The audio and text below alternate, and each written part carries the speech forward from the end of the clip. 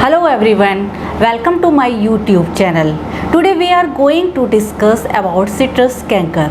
Citrus canker एक major citrus disease है जो कि सारी इम्पॉर्टेंट सिट्रस क्रॉप को प्रभावित करती है। भारत में, चाइना में और जापान में और इंडोनेशिया में ये डिज़ीज़ इकोनॉमिकली इम्पॉर्टेंट मानी जाती है, क्योंकि इस डिज़ीज़ की वजह से फ्रूट पर जो लीजन आ जाते हैं उसकी वजह से वो डाउनग्रेड क्वालिटी का हो जाता है, जिससे उसकी मार्केट वैल्यू कम हो जाती है। ये इंडिया में सबसे पहले रिपोर्ट किया था 1827 से 1833 के बीच में इन सिट्रस मेडिका में, और इंडोनेशिया में ये पाया गया था 1842 से 1844 में इन सिट्रस ऑरेंटिफोलिया में। इस प्रकार ये माना जाता है कि साउथ ईस्ट एशिया में इस डिज़ीज़ का ओरिजिन हुआ, यानी कि सिट्रस कैंकर का ओरिजिन साउथ ईस्ट एशिया में हुआ। साउथ ईस्ट एशिया कंट्री में such as South China, India, Indonesia etcetera, जहाँ पर कि ये भी माना जाता है कि सिट्रस जो है ओरिजिनेट हुआ, जिसकी वजह से सबसे पहले डिज़ीज़ यहाँ पे आई और यहाँ से डिज़ीज़ सारे सिट्रस प्रोड्यूसिंग कॉन्टिनेंट्स में ये डिज़ीज़ फैल गई। कैसे फैली? प्लांट मटेरियल के थ्रू। जब हम प्लांटिंग मटेरियल को एक जगह से दूसरी जगह पर ले गए तो ये डिज़ीज़ वहाँ से, यानी कि साउथ ईस्ट एशिया से पूरे वर्ल्ड में ये डिज़ीज़ फैल गई। और 1910 के में अमेरिका के फ्लोरिडा में ये रिपोर्ट की गई पहली बार। ये डिज़ीज़ नींबू के, सिट्रस के जितने भी एबव ग्राउंड पार्ट्स हैं उन पर ये डिज़ीज़ आती है। जैसे कि आपके कौन से एबव ग्राउंड पार्ट हो गए, जैसे कि आपका हुआ फ्रूट, लीव्स और ट्विग्स, इन पर ये डिज़ीज़ के सिम्टम्स दिखाई देते हैं। सबसे पहले ये लीजन्स आपके लीव पर दिखाई देते हैं, छोटे जल में, ऐसे लगता है जैसे उन पर पानी डाल दिया गया हो। गोल होते हैं और ट्रांसल्यूसेंट, यानी कि पारभासी होते हैं। येलो कलर के होते हैं, पीले, हल्के पीले रंग के होते हैं। और जैसे कि आप यहाँ पे देख पा रहे हैं इस डायग्राम में, ये सिम्टम छोटे वाटरी राउंड स्पॉट्स के रूप में दिखाई दे रहे हैं। ये सिम्टम्स जो है हल्के से उभरे हुए होते हैं। ये सबसे पहले लीफ की लोअर सरफेस पे दिखाई देते हैं, फिर बाद में ये सिम्टम्स दोनों सरफेस पर दिखाई देने लगते हैं।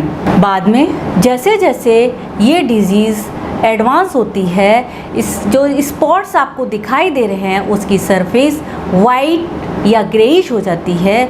और ये लीजन्स जो है, जैसे कि आप यहाँ पे देख भी रहे हैं, ये लीजन्स यानी कि विक्षत, ये जो है एक ही वाटरी येलो हैलो के द्वारा घिर जाता है।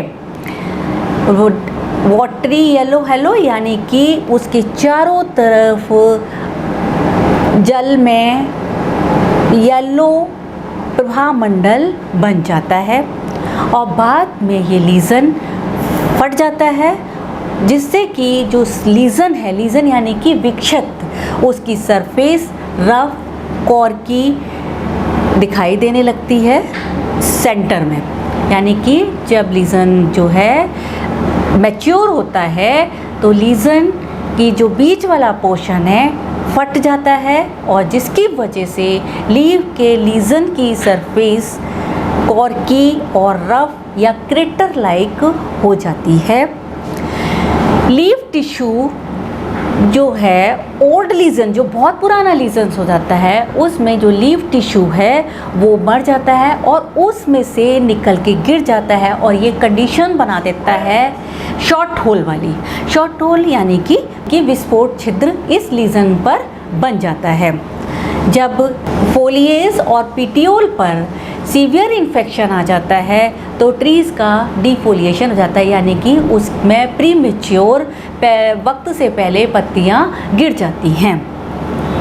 ये यहाँ आप डायग्राम में आप देख सकते हैं, ये लीजन्स इतने क्लियरली दिख रहे हैं। यहाँ पर जो है लीजन्स बीच में फट गया है, ये ऊपर सरफेस इसकी जो है ग्रेइश या वाइट कलर की हो गई है, और इसमें आप यहाँ छिद्र भी दिखाई दे रहे हैं। ये इसकी लोअर लीफ सरफेस है जहाँ पर ये आपको उभरे और कॉर्की क्रेटर अपीयरेंस वाला लीजन्स दिखाई दे रहा है।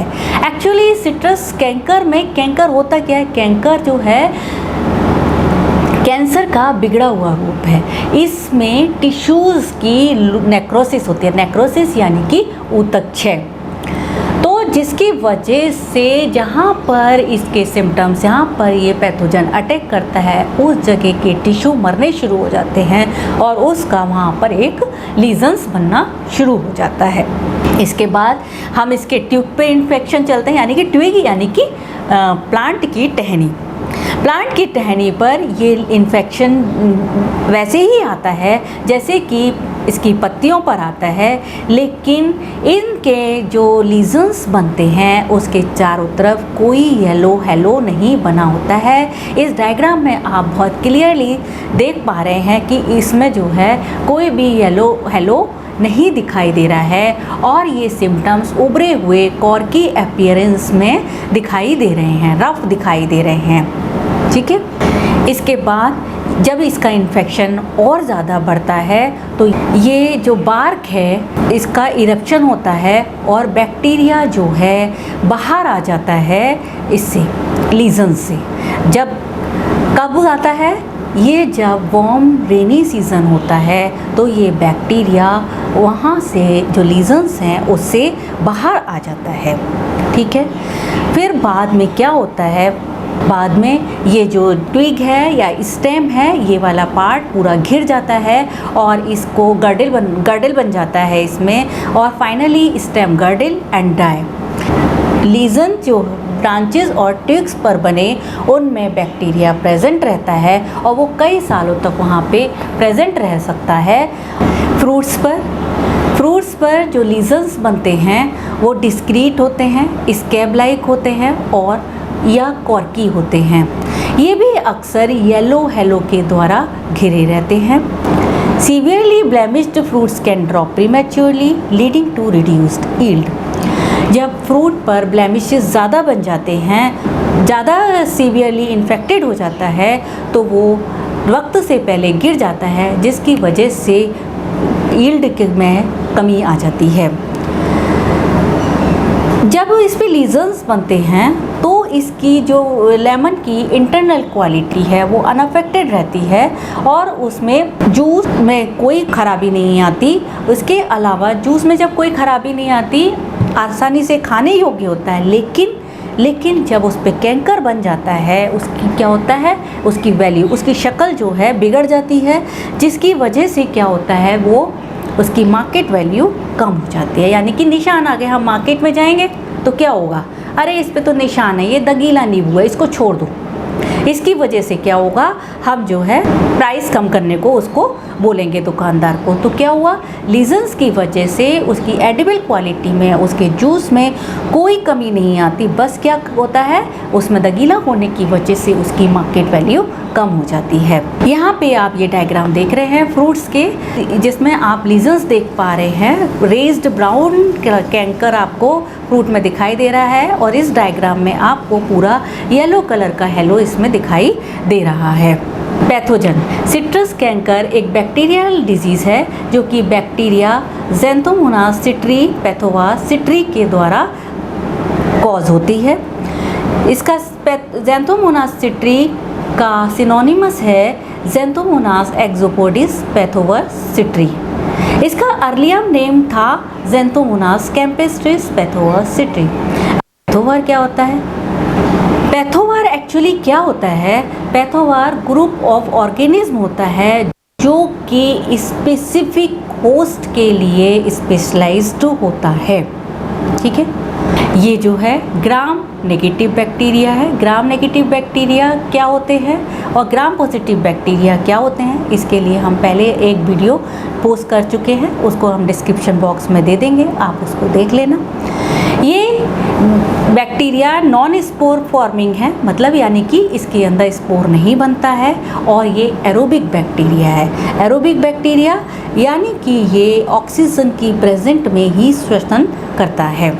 ये एक रॉड शेप बैक्टीरिया है, छड़नुमा होता है और इसमें एक पोलर फ्लैजिला होता है, सिंगल यानी कि मोनोट्राइकस। इसकी बैक्टीरिया के बारे में भी डिटेल में हम आप वीडियोस बना चुके हैं, जो आप देख सकते हैं हमारे चैनल पर। तो ये जो है रॉड शेप बैक्टीरिया होता है और इसमें एक सिंगल फ्लैजिला होता है, जिसकी वजह से इस सिंगल फ्लैजिला की वजह से ये मूवमेंट करता है, यानी कि ये आपका बैक्टीरिया जो है मोटाइल होता है। ये वाला बैक्टीरिया जो है ज़ेंथोमोनास सिट्री, ये चेन बनाता है, बैक्टीरिया आपस में जुड़ के चेन बना देते हैं। इसकी जब कॉलोनीज़ हम मीडियम पे बनाते हैं तो इसकी कॉलोनीज़ स्ट्रॉ से येलो कलर की होती है। स्ट्रॉ यानी कि भूसे से, भूसा वाला जो कलर होता है आपका, भूसे वाले कलर से येलो कलर की ये आपकी दिखाई देती हैं कॉलोनी, और ये गोल होती हैं, सर्कुलर होती हैं और डिफ्यूज़ होती है। डिफ्यूज़ क्यों होती है? क्योंकि ये बैक्टीरिया म्यूकस सिक्रीट करता है, यानी कि इसमें म्यूकस निकलता है, जिसकी वजह से जो कॉलोनी है वो फैल जाती है, गोल ना होके वो फैलने लगती है। अब आते हैं हम फेवरेबल कंडीशंस पर। इसके लिए अनुकूल दशाएं क्या होती हैं बैक्टीरिया के लिए? टेम्परेचर 20 से 30 डिग्री सेल्सियस होना चाहिए, हाई ह्यूमिडिटी होनी चाहिए, और लीफ की सरफेस पर फ्री मॉइस्चर यानी कि स्वतंत्र पानी वहाँ पर प्रेजेंट होना चाहिए कम से कम 20 मिनट के लिए। जो बैक्टीरिया है वो नेचुरल ओपनिंग या वुंड के थ्रू प्लांट में एंटर करता है, तो इसलिए इसमें वुंड या नेचुरल ओपनिंग होनी चाहिए। मोड ऑफ सर्वाइवल, ये सर्वाइव कैसे करता है? ये बैक्टीरिया इन्फेक्टेड लीव्स में, ट्विग्स में और फ्रूट कैंकर लीजन्स में सर्वाइव करता है। सिट्रस कैंकर एक कंटेजियस प्लांट डिजीज़ है जो छोटी डिस्टेंस पे बहुत तेज़ी से फैल जाती है। इसका प्राइमरी सोर्स ऑफ इनोकुलम क्या है? इसका इन्फेक्टेड प्लांट मटेरियल, और ये जो इन्फेक्टेड प्लांट मटेरियल है वो ट्रांसपोर्ट हो जाता है एक जगह से दूसरी जगह पर, यानी कि हम इसको planting material, infected planting material को जब एक जगह से दूसरी जगह पे ले जाते हैं तो इस डिजीज़ को स्प्रेड करने का काम करते हैं, जो कि मेन सोर्स ऑफ इनोकुलम हो जाता है। अब प्लांटिंग मटेरियल जो है वो हम एक जगह से दूसरी जगह बहुत लंबी डिस्टेंस तक हम ले जा सकते हैं उसको, तो हम इसको लंबी दूरी तक भी फैला देते हैं। यही रीज़न है कि जो साउथ ईस्ट एशिया में ये जो कन्फाइंड रह सकता था ये डिज़ीज़, लेकिन क्योंकि हम पहला प्लांटिंग मटेरियल एक जगह से ऑल ओवर द वर्ल्ड ले गए, तो ये डिज़ीज़ साउथ ईस्ट एशिया से सारे कॉन्टिनेंट में फैल गई, और ये डिज़ीज़ अब भयानक रूप भी ले चुकी है, और ये सारे सिट्रस ग्रोइंग जगह पर ये डिज़ीज़ पाई जाती है। फिर इसके बाद सेकेंडरी स्प्रेड कैसे होता है? अब एक बार डिजीज़ इस्टेब्लिश हो गई, आपके प्लांट पर आ गई, तो जो बैक्टीरिया है वो हवा के द्वारा, बारिश की बूंदों के द्वारा और इंसेक्ट्स के द्वारा एक जगह से दूसरी जगह पर फैला दिया जाता है। इसका सेकेंडरी स्प्रेड जो है का wind, rain splashes and insects के द्वारा होता है। नेचुरल ओपनिंग्स और injury caused by leaf miner and other means help the entry of bacteria. ये जैसे कि अभी मैंने पहले बताया था कि बैक्टीरिया प्लांट के अंदर नेचुरल ओपनिंग्स यानी कि स्टोमेटा, हमारे प्लांट के अंदर स्टोमेटा पाए जाते हैं, लेंटिसेल्स पाए जाते हैं, इनके थ्रू एंटर करता है, क्योंकि ये प्लांट को खुद से भेद नहीं सकता, इसके अंदर कोई पियर्सिंग पार्ट तो होता नहीं है, ये कोई इंसेक्ट तो है नहीं कि कट मारेगा और चला जाएगा अंदर, तो ये ऐसे नहीं जा सकता, तो ये नेचुरल ओपनिंग के थ्रू या वुंड के थ्रू ये एंटर करता है। अब वुंड कैसे बन सकता है? वुंड या तो तेज़ हवाएं चलें, या हमारे एग्रीकल्चरल ऑपरेशन की वजह से उसमें कट लग जाए तो उसकी वजह से वो वुंड के थ्रू एंटर कर देगा, या इंसेक्ट्स उस पर बाइट करें और जिसकी वजह से इसमें वुंड बन जाएगा और ये बैक्टीरिया जो है इसके अंदर एंटर कर जाएगा। अब ये जो एक लीफ माइनर इंसेक्ट, इसका नाम है फिलोक्विंटिस सिट्रेला, ये जो लीफ माइनर है सिट्रस की लीफ पर बाइट करता है। अभी आप इस डायग्राम में देख रहे हैं कि ये लीफ पर बाइट करता है और इस तरह से चलता हुआ जा रहा है, हाँ, और ये यहाँ से इसमें अंदर की तरफ पूरा टिश्यू को डिस्ट्रॉय कर दे रहा है, ख़त्म कर दे रहा है और घाव बना दे रहा है। तो ये बैक्टीरिया के लिए बहुत इजी हो जाता है इसमें एंटर कर देना, इसके किए हुए घाव में, लीफ माइनर की वजह से जो घाव होता है उसकी वजह से। और ये इन्फेक्शन जो है और सीवियर हो जाता है जहाँ पर इस लीफ माइनर का अटैक होता है। इस डायग्राम में आप देख रहे हैं स्टोमेटा के थ्रू कैसे ये जो है बैक्टीरिया एंटर कर रहा है। ये एक स्कैनिंग इलेक्ट्रॉन माइक्रोस्कोपी से लिया हुआ फोटोग्राफ है। अब आते हैं हम डिजीज साइकिल पर। इस डायग्राम को आप देखिए, ये डिजीज साइकिल को शो कर रहा है। सबसे पहले हम यहाँ से लेते हैं, यहाँ पर इस डायग्राम में इस जगह पर शो किया गया है इन्फेक्शन इसकी लीफ पर है, ट्विग पर है और फ्रूट्स पर है। ये यहाँ इस लीजन्स में बैक्टीरिया प्रेजेंट रहता है। अब जो बैक्टीरिया जब रेन या इरिगेशन वाटर या ड्यू की वजह से ये बैक्टीरिया जो इन लीजन्स से बाहर आता है, ठीक है, और प्लांट की सरफेस पर आ जाता है।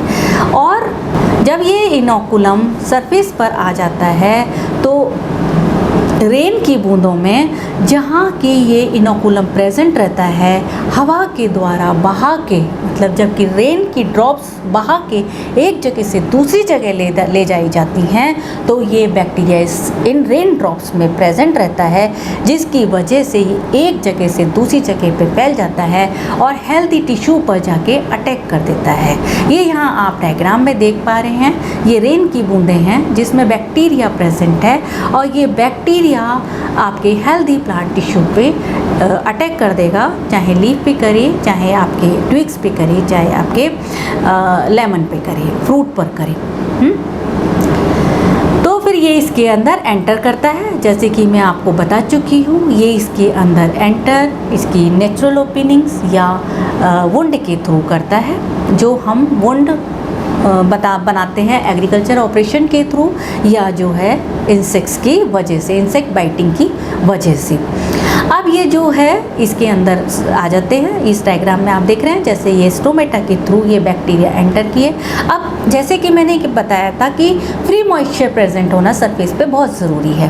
तब जब अगर सरफेस पर फ्री मॉइस्चर होता है तो ये बैक्टीरिया स्टोमेटा के अंदर एंटर करते हैं और ये इजीली एंटर करने के बाद यहाँ पर सर्वाइवल शुरू कर देते हैं स्टोमेटा से। ये फिर अंदर की साइड टिश्यू के अंदर मूव कर जाते हैं।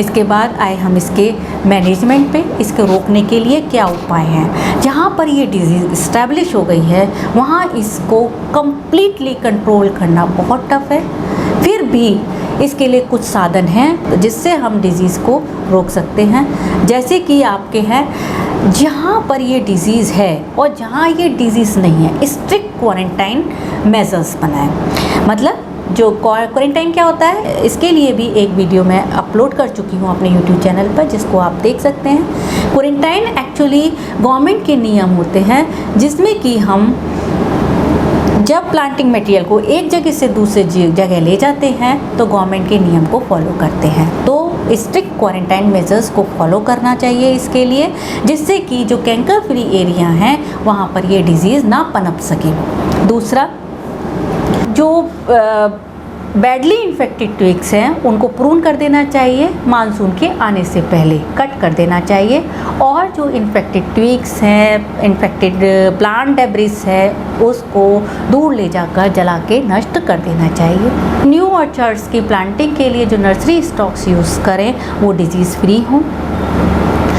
जब हम नए ऑर्चर्ड्स में प्लांटिंग करने जा रहे हैं तो कॉपर फंजीसाइड से उसको स्प्रे कर लें। इसके अलावा ये वाली जो डिज़ीज़ है यानी कि citrus canker disease monsoon season में फैलती है, इसलिए मानसून के आने से पहले ट्रीज़ को 1% बोर्डेक्स मिक्सचर से या 0.3% ब्रिटॉक्स 50 से स्प्रे करें हर 15 दिन के इंटरवल पर।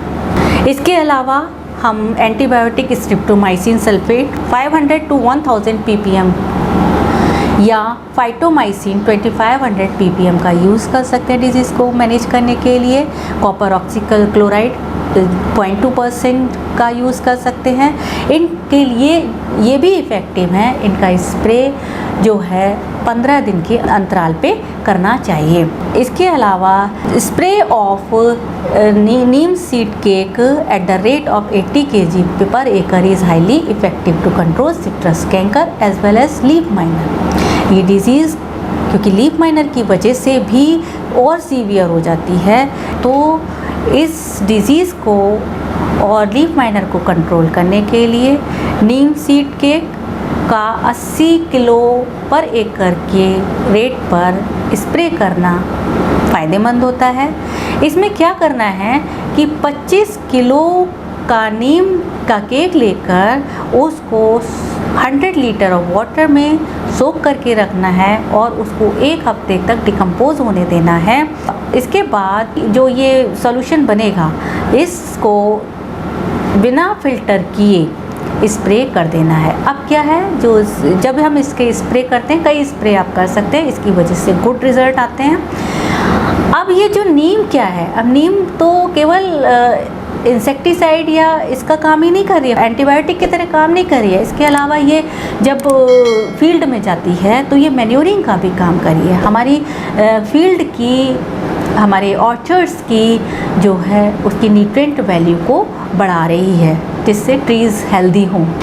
अब बायो कंट्रोल एजेंट के रूप में आप स्यूडोमोनास स्ट्रेन्स का यूज़ कर सकते हैं। एक कुछ स्टडी में इसको भी इफ़ेक्टिव माना गया है। और सबसे बड़ा ये जो अच्छा साधन है रेजिस्टेंट वैरायटीज़ का यूज़ करना इस डिजीज़ को कंट्रोल करने के लिए। Thank you.